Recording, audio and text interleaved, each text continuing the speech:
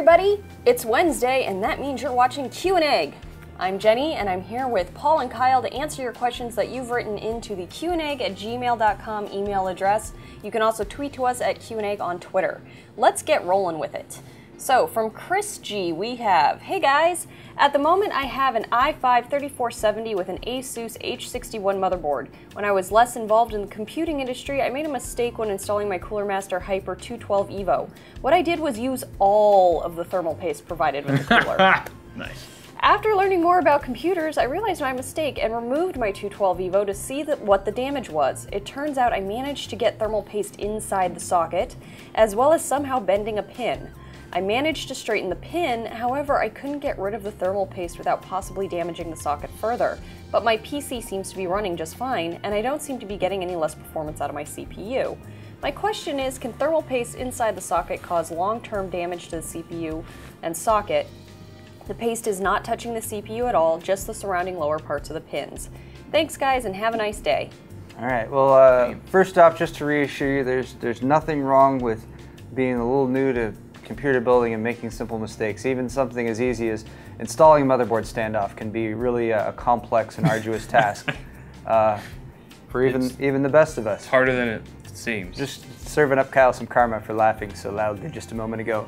No, you are fairly lucky, sir, because basically with thermal paste, there's different ways that they make it. Sometimes they make it with metallic elements in there, and that can make it conductive electrically, and other times it's made of non-conductive material. And it seems to me that you have non-conductive Cooler Master thermal paste.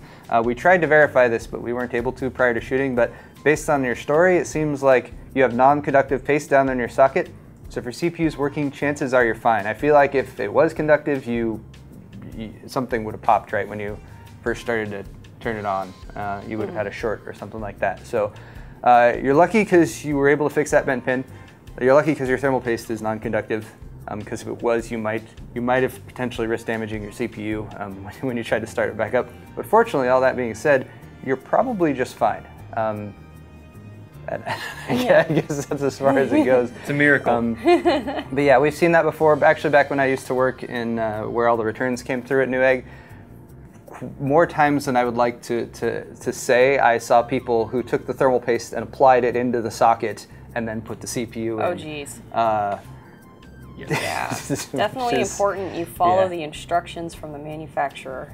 Yeah. Or you watch our tutorial videos. Yeah. Those are hopefully helpful as well. All right, from Nicholas K. Hi, I've noticed that you have some kind of matrix screensaver at the Newegg studio. Could you please tell me which one it is or where to find it? Thank you. I think he's talking about the Matrix video screensaver that's during Alt Tab. Yeah, probably. Is that correct? Live show. I think that is that's a YouTube video. It is a YouTube video that you looked up. I think it's like Matrix Code or something like that. Yes. Matrix Code. So I double checked this a minute ago. If you Google search Matrix Raining Code, it should be one of the first. For me, it was the first video that popped up. It's less than 2 minutes, and I know which one it is because it changes colors from green to like kind of a red and a blue at the end, and then we just put it on loop. So we use the YouTube video downloader to just pull that straight from YouTube, and then we callously use it in all the videos without providing proper citation. Yes.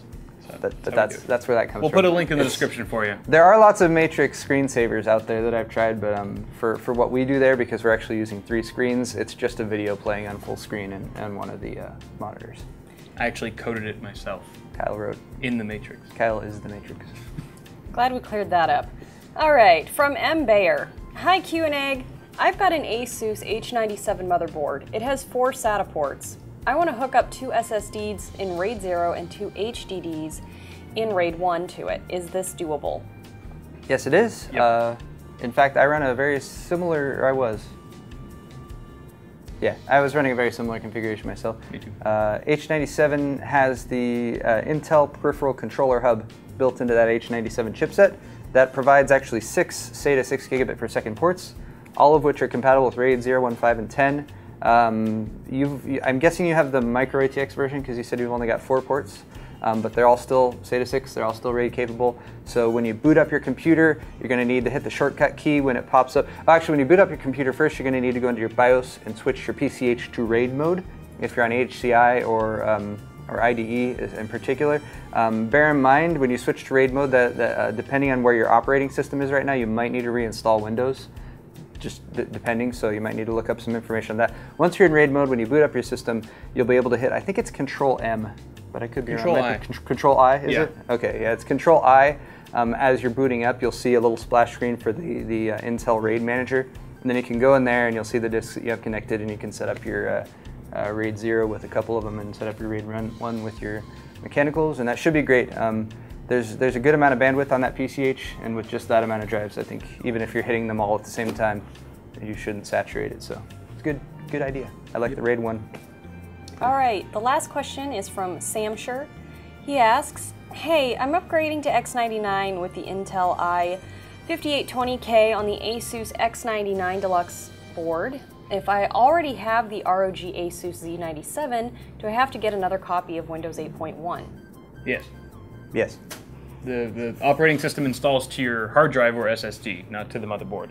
The motherboard handles all the BIOS settings and stuff, so you might have to reconfigure your BIOS settings if you were doing some overclocking or something like that. But as far as your operating system goes, if you're switching to a new system, getting a new motherboard, and you're not going to be using your old drive that already had an existing operating system on it, you are going to have to reinstall an I'm confused. He doesn't say anything about switching drives, guys. So or what he might be asking, so I mean, this potentially is asking for a couple different standpoints here. What he might be asking is, I have the Windows install, I've already installed it on one, can I take that and install it on the other? Technically, you cannot do that. If you try to do that, it's going to pop up and say this has already been activated elsewhere and you can't reuse it. Windows knows. Some of the Windows licenses do allow you to move them from one system to another. So if you're completely decommissioning your Z97 system, then you might have a chance of contacting Windows directly using their call-in thing or whatever and seeing if you can activate on the new system. That's a possibility, but the rules for Windows are one license, one system. So what you should be doing if you just want the easiest thing is just new copy of Windows onto the new system, and then you have your old copy of Windows on the old system. Okay. Yep. So even if he's just switching out motherboard and CPU. Even if you're just switching out motherboard and CPU, when you restart the system, if you're using the same drive, it should boot up fine and everything, but it's going to pop up and it's going to recognize that you installed it on new hardware, and it's going to prompt you to activate it again. When you try to activate it again with that existing key, it's going to say this key's already been activated, you need to purchase another key, and then at that point you can possibly try contacting Windows or Microsoft and telling them, you know, I moved this to another system or something, and see what they say. They will probably tell you need to buy a new copy. That's just how their licensing works. Which isn't awesome. No. Well, I mean, I want infinite keys. Well, I mean, if he has a Z97 motherboard, he's had this copy of Windows less than a year. Yes. Less than how many months? It's kind of a bummer. That's true, but I mean, like, take for example Adobe Creative Suite. If you install that somewhere, you can go and deactivate it on that system, and then that will free up the license, and then you can install it somewhere else to reinstall it. Windows does have that capability. It's just you usually have to contact them directly to explain that and work that out, so it's not quite as it's not built in there. So call Windows and see if you can talk them into it. Being a PC enthusiast is expensive. Sometimes.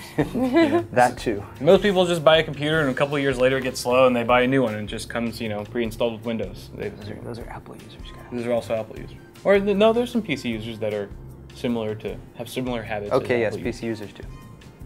Love you, Mom. All right.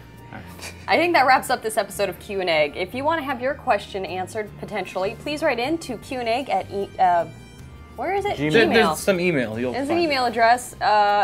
It'll be in the link in the description below. No, it's qnegg@gmail.com, and also you can tweet to us at qnegg on Twitter. Thank you, and we'll see you next week. Bye.